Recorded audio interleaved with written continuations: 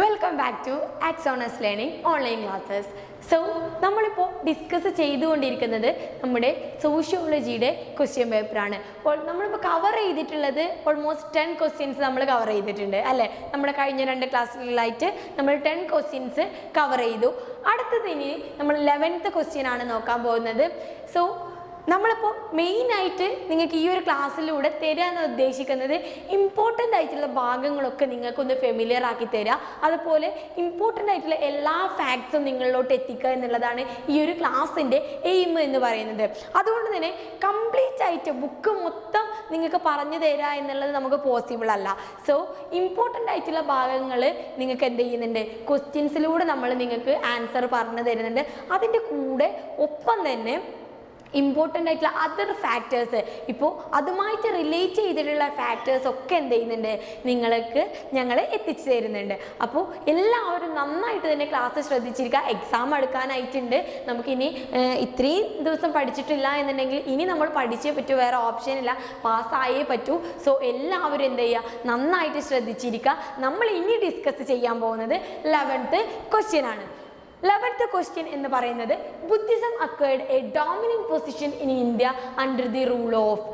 ആരുടെ ടൈമിലാണ് ബുദ്ധിസം എന്ന് പറയുന്നത് നല്ലൊരു നിലയിലെത്തിയത്? നല്ലൊരു നില എന്ന് ഉദ്ദേശിക്കുന്നത് ആരുടെ സമയത്തിനാണ് ബുദ്ധിസത്തിൽ കൂടുതൽ എന്തുണ്ടായിരുന്നത്, ഒരു ജനസമ്മതി ഉണ്ടായിരുന്നത് അല്ലെങ്കിൽ പോപ്പുലർ ആയിരുന്നത് എന്നാണ് ഉദ്ദേശിക്കുന്നത്.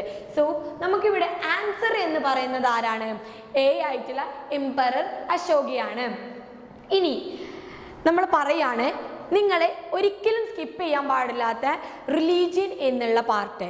അതായത് റിലീജിയനിൽ ബുദ്ധിസം, ജൈനിസം, ഹിന്ദുയിസം, ഇസ്ലാം, ജൂഡായിസം, സിക്കിസം ഇതേപോലെയുള്ള എല്ലാ റിലീജിയനും, ജൈനിസം, ഇതൊക്കെ നിങ്ങൾ എന്ത് ചെയ്യണം, നിങ്ങൾ പഠിച്ചേ പറ്റൂ. അതിൽ ഇമ്പോർട്ടൻ്റ് ടേംസ്, ആരാണ് അത് കൊണ്ടുവന്നിട്ടുള്ളത്, അവരുടെ മെയിനായിട്ടുള്ള അത് ഇയർ, അതുപോലെ ഇങ്ങനെയുള്ള ടേംസ്. അതായത് ഇപ്പോൾ കുറച്ച് ടേംസ് ഒക്കെ വരാനുണ്ട് നിങ്ങൾക്ക്, ഓരോ ഈ റിലീജിയൻ ബുദ്ധിസത്തിൽ തന്നെ കുറച്ച് ടേംസ് ഒക്കെ വരാനുണ്ട്.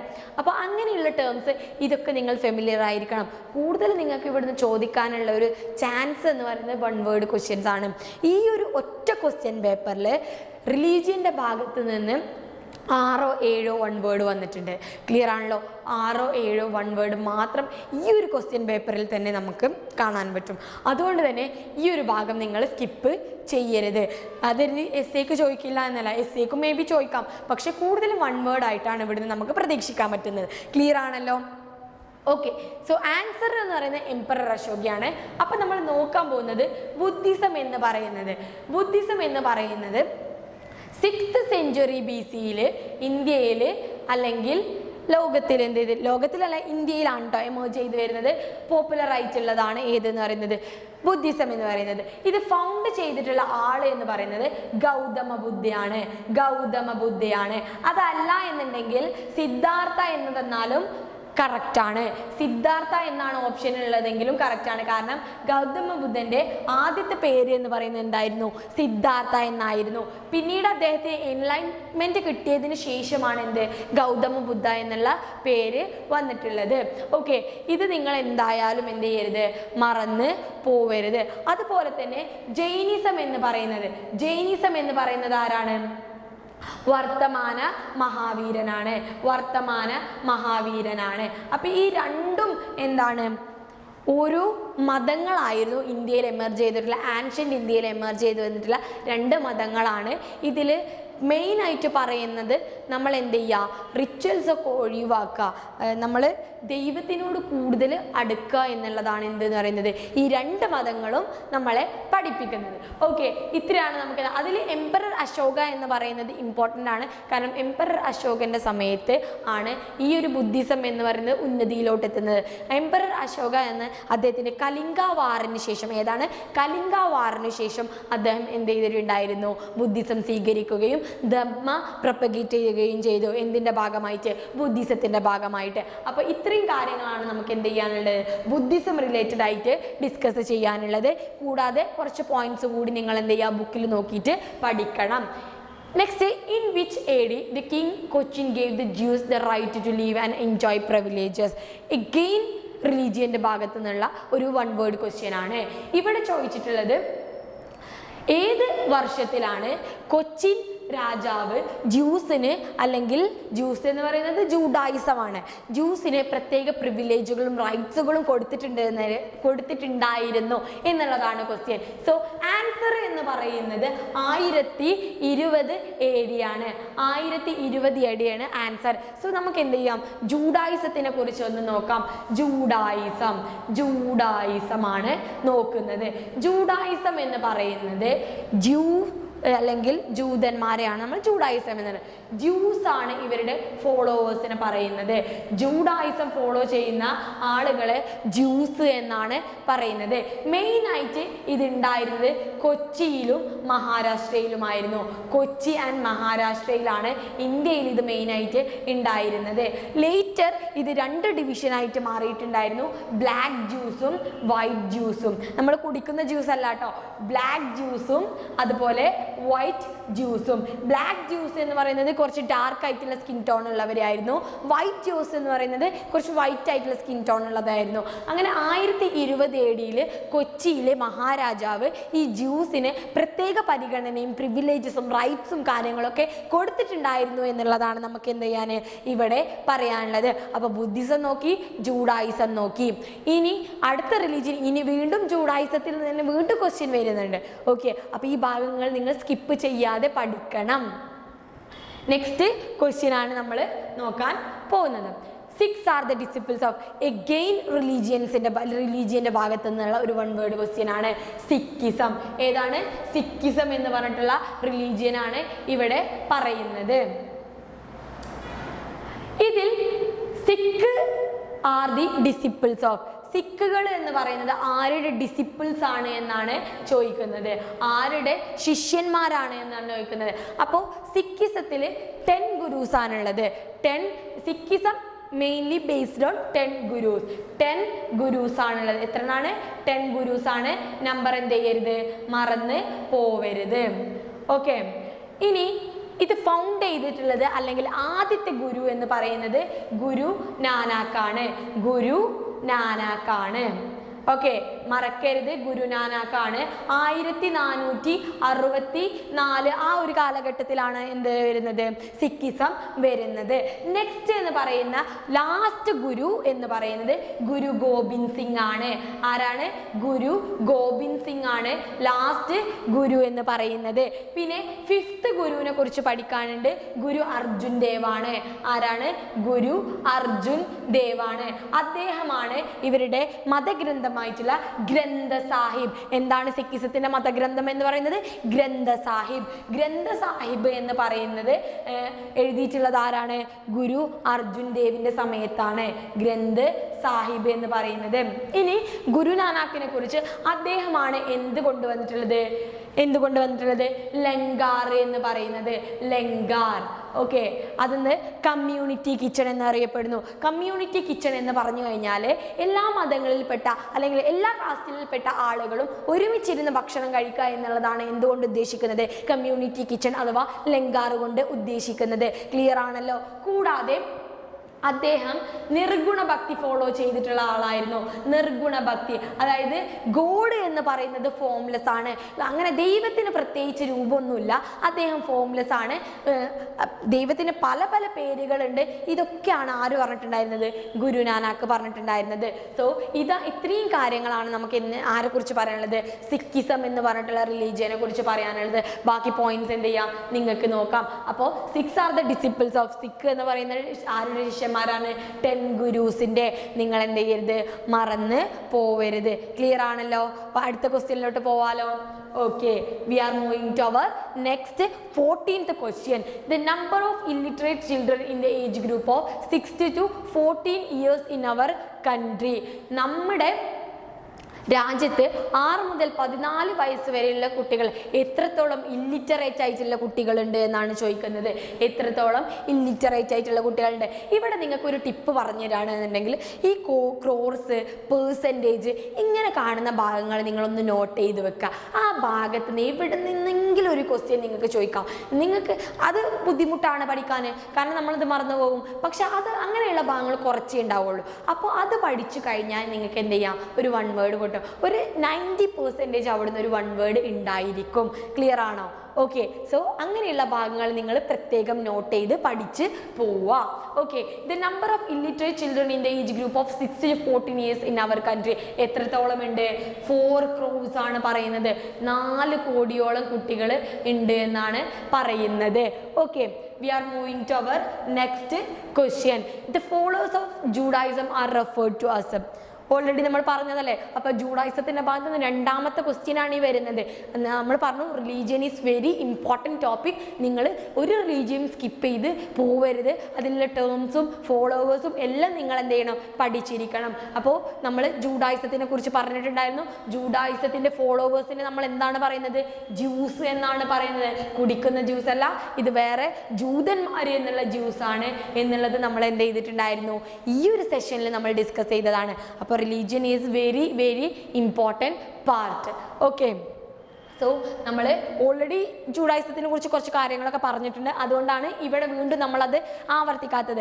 കാരണം നമുക്ക് മാക്സിമം ക്വസ്റ്റ്യൻസ് വർക്ക് ഔട്ട് ചെയ്യുക, അതിൻ്റെ മാക്സിമം ഇമ്പോർട്ടൻ്റ് ആയിട്ടുള്ള ഭാഗങ്ങൾ ഡിസ്കസ് ചെയ്യുക, അതർ ഫാക്ടേഴ്സ് റിലേറ്റ് ചെയ്യുന്ന അതർ ഫാക്ടേഴ്സ് ഡിസ്കസ് ചെയ്യുക എന്നുള്ളതാണ് നമ്മളിവിടെ മെയിനായിട്ട് ഉദ്ദേശിക്കുന്നത് ആണല്ലോ. അതുകൊണ്ട് തന്നെ നിങ്ങൾ എന്ത് ചെയ്യുക, ബാക്കി എന്താ ടീച്ചർ പറയാത്തതെന്ന് നിങ്ങൾ വിചാരിക്കരുത്. കാരണം നമുക്ക് അത്രയും പറയലിപ്പോൾ എഫക്റ്റീവായിട്ടുള്ള ഒരു കാര്യമല്ല. ആണോ?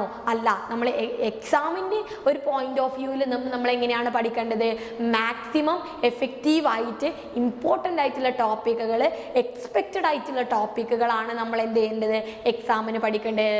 ക്ലിയർ ആണല്ലോ? ഓക്കെ. സോ നെക്സ്റ്റ് ക്വസ്റ്റ്യൻ എന്ന് പറയുന്നത് 16th ക്വസ്റ്റ്യൻ ആണ്. In which year was the untouchability offence act declared?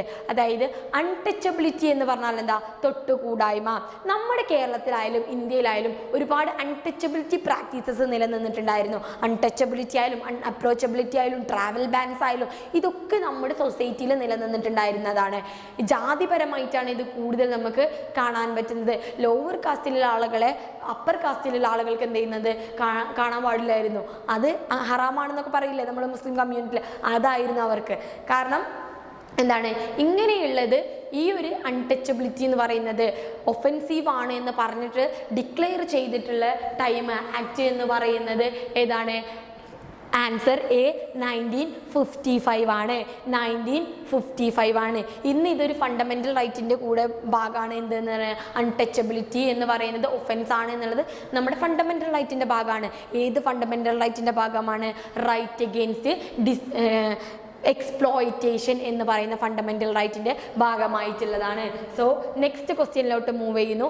In which year Santhal revolt of Chota Nagpur in Bihar took place? അതായത് സാന്താൾ റിവോൾട്ട് എന്ന് പറഞ്ഞിട്ടുള്ള ഒരു റെബലിയൻ, ഒരു സമരം ഛോട്ടാ നാഗ്പൂർ എവിടെയാണ്? ബീഹാറിൽ എന്നാണ് നടന്നിട്ടുണ്ടായിരുന്നതെന്നാണ് നിങ്ങളോട് ചോദിച്ചിട്ടുണ്ട്. അപ്പം നമ്മൾ ആദ്യം എന്തറിയാം, എന്താണ് സാന്താൾ റിവോൾട്ട് എന്നുള്ളത് അറിഞ്ഞാലല്ലേ എന്നാണ് നടന്നിട്ടുള്ളതെന്ന് അറിയുള്ളൂ.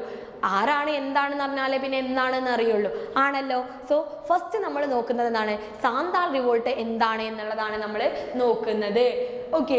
സോ സാന്താൾ റിവോൾട്ട് എന്ന് പറയുന്നത് ബീഹാറിലെ ഛോട്ടാ നാഗ്പൂർ ഏരിയയിലെ രാജ്മഹൽ ഹിൽസ് എന്ന് പറഞ്ഞ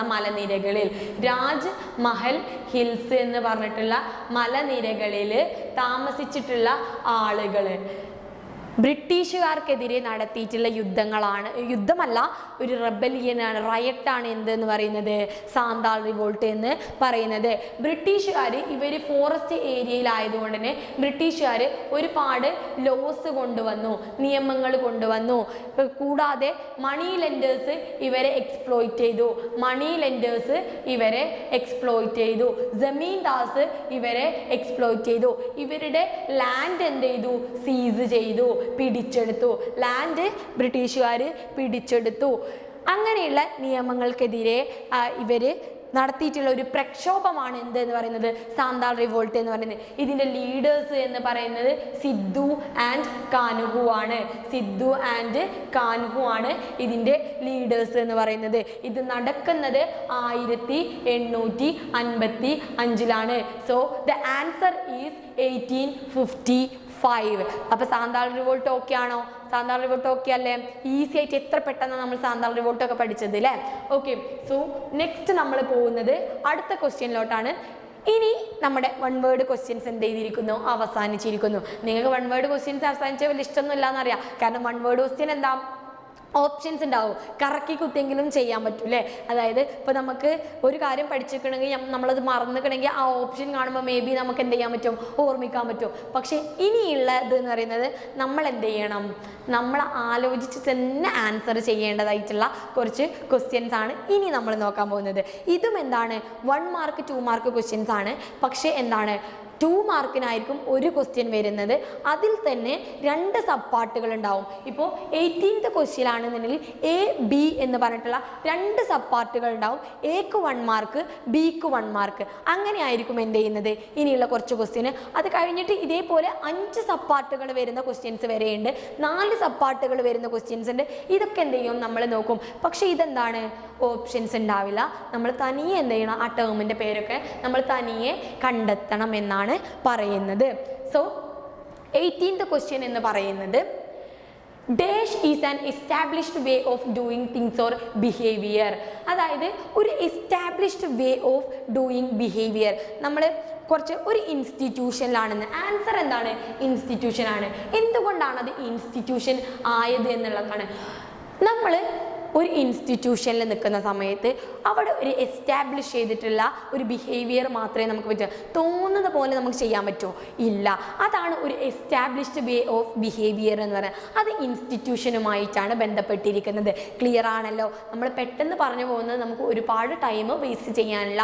നമുക്ക് 49 ക്വസ്റ്റ്യന് ഡിസ്കസ് ചെയ്യാനുണ്ട്. നമ്മുടെ എസ്സേ ക്വസ്റ്റ്യൻ നമുക്ക് കൂടുതൽ ഡിസ്കസ് ചെയ്യാനുണ്ട്. അതുകൊണ്ടാണ് നമ്മൾ പെട്ടെന്ന് എന്ത് ചെയ്യുന്നത് പറഞ്ഞു പോകുന്നത്. നിങ്ങൾക്ക് ആയിട്ടുണ്ടാവും എന്ന് വിചാരിക്കുന്നു. അത്രയും നമ്മൾ പറയുന്നുമുണ്ട്.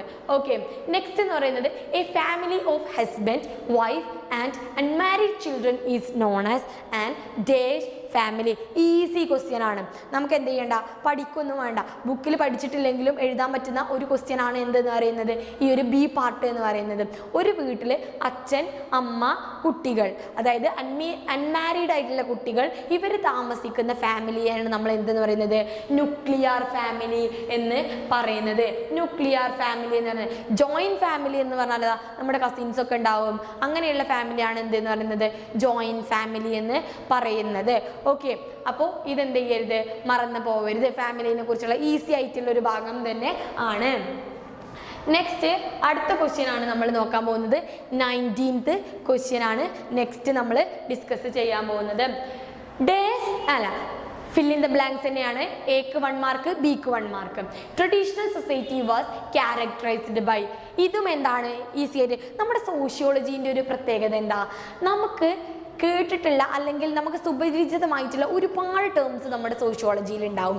സോഷ്യോളജി എന്ന് പറയുന്നത് പഠിക്കാൻ വളരെ ഈസി ആയിട്ടുള്ള ഒരു സബ്ജക്റ്റാണ്. എന്തുകൊണ്ടാണ്, നമ്മൾ ഒരു സൊസൈറ്റിയിൽ ബിഹേവ് ചെയ്യുന്നതാണ് എന്ത്, അല്ലെങ്കിൽ നമ്മൾ ജീവിക്കുന്ന ചുറ്റുപാടാണ് നമ്മൾ എന്ത് ചെയ്യുന്നത് പഠിക്കുന്നത്, നമ്മുടെ സോഷ്യോളജിയിൽ നമ്മൾ പഠിക്കുന്നത്. അപ്പോൾ നമ്മളുമായി ബന്ധപ്പെട്ടിട്ടുള്ള കാര്യങ്ങളാണ് സോഷ്യോളജിയിൽ ഉണ്ടാകുന്നത്. അതുകൊണ്ട് തന്നെ നമുക്ക് ബുക്ക് വായിച്ച് നോക്കിക്കഴിഞ്ഞാൽ ഒരാൾക്ക് ഈസി ആയിട്ട് ആൻസർ ചെയ്യാം. അതല്ല എന്നുണ്ടെങ്കിൽ കുറച്ച് നമ്മൾ ബുദ്ധിപരമായിട്ട് ആലോചിച്ച് കഴിഞ്ഞാലും നമുക്ക് എന്ത് ചെയ്യാൻ പറ്റും, ആൻസർ ചെയ്യാൻ പറ്റുന്ന ഭാഗങ്ങളാണ് നമ്മുടെ സോഷ്യോളജി എന്ന് പറഞ്ഞിട്ടുള്ള ഒരു ബുക്കിൽ അല്ലെങ്കിൽ സോഷ്യോളജി എന്ന് പറഞ്ഞിട്ട് ഡിസിപ്ലിനിൽ ഉണ്ടാവുന്നത്. അപ്പോൾ അതുപോലെയുള്ള ഒരു ക്വസ്റ്റ്യൻ ആണ് ഇവിടെ ഉള്ളത്. Traditional society was characterized by dash labour. Traditional society എന്ന് പറഞ്ഞാൽ എന്താ, ഒരു വില്ലേജ് സൊസൈറ്റിയുമായി ബന്ധപ്പെട്ട പാരമ്പര്യമായിട്ടുള്ള കാര്യങ്ങൾ ചെയ്തു വരുന്ന ഒരു സൊസൈറ്റിയാണ് എന്തെന്ന് പറയുന്നത് ട്രഡീഷണൽ സൊസൈറ്റി എന്ന് പറയുന്നത്. അവിടെ എങ്ങനെയാണ് മെക്കനൈസ്ഡ് മെഷീൻസും കാര്യങ്ങളും വെച്ചിട്ടാണോ വർക്ക് ചെയ്യുന്നത്? ഒരിക്കലുമല്ല. അവിടെ എന്തായിരിക്കും ഉണ്ടാവുന്നത്, മാനുവൽ ലേബർ ആണ്. നമ്മളായിരിക്കും വർക്ക് ചെയ്യുന്നത്, മാനുവൽ ലേബർ ആയിരിക്കും. അതായത് ചെറിയ ചെറിയ വർക്കും ആയിരിക്കും കൂടുതലുണ്ടാവുക, അത് മാനുവൽ ആയിരിക്കും. നെക്സ്റ്റ് ബി പാർട്ടാണ്, ഈസി ആയിട്ട് 1 മാർക്ക് വാങ്ങാം. ബി പാർട്ടാണ് election inculcate A sense of dash among the citizens. Election എന്ന് പറഞ്ഞാൽ എന്താ? തെരഞ്ഞെടുപ്പ്. നമ്മുടെ പൊളിറ്റിക്സിൽ അല്ലെങ്കിൽ തെരഞ്ഞെടുപ്പ് എന്ന് പറയുന്നത് നമുക്ക് വേണ്ടി, നമുക്ക് ഭരിക്കാൻ വേണ്ടിയിട്ട് നമ്മൾ തിരഞ്ഞെടുക്കുന്ന ആളുകളാണ് എന്തെന്ന് പറയുന്നത് നമ്മുടെ ജനപ്രതിനിധികൾ എന്ന് പറയുന്നത്. അവരെ നല്ല രീതിയിൽ തിരഞ്ഞെടുക്കുക എന്നുള്ളത് എന്താണ്? നമ്മുടെ റെസ്പോൺസിബിലിറ്റിയാണ് അല്ലേ? നമ്മുടെ രാജ്യം നന്നായിട്ട് പോകണം എന്നുണ്ടെങ്കിൽ നമ്മൾ ആ നല്ല പ്രതിനിധികൾ, ജനപ്രതിനിധികൾ നമ്മൾ എന്ത് ചെയ്യണം? ഇലക്ഷനിലൂടെ തിരഞ്ഞെടുക്കണം. സോ അത് എന്ന് പറയുന്നത് നമ്മുടെ റെസ്പോൺസിബിലിറ്റി ആണ് എന്നാണ് പറയുന്നത്. ക്ലിയർ ആണല്ലോ? ഓക്കെ. സോ റെസ്പോൺസിബിലിറ്റി എന്നുള്ളതാണ് ഇവിടെ എന്ത് ചെയ്യുന്നത്? ആൻസർ വരുന്നത്. 19 ക്വസ്റ്റ്യൻസ് ആണ് നമ്മൾ എന്ത് ചെയ്തിട്ടുള്ളത്? ഇവിടെ ഡിസ്കസ് ചെയ്തിട്ടുള്ളത്. നിങ്ങൾക്ക് ഈസി ആയിട്ട് പറയാൻ പറ്റുന്ന കുറച്ച് ക്വസ്റ്റ്യൻസ് ആണ് ലാസ്റ്റ് ഉണ്ടായിരുന്നത്. അതും നമ്മൾ 11th മുതൽ 19th ക്വസ്റ്റ്യൻസ് വരെ ഈ ഒരു ക്ലാസ്സിൽ ഡിസ്കസ് ചെയ്തിട്ടുണ്ട്. ബാക്കിയുള്ളത് 20th ക്വസ്റ്റ്യൻ മുതൽ നമ്മൾ എന്ത് ചെയ്യുന്നു? അടുത്ത പാർട്ടിൽ നമ്മൾ ഡിസ്കസ് ചെയ്യുന്നതാണ്. So thank you so much.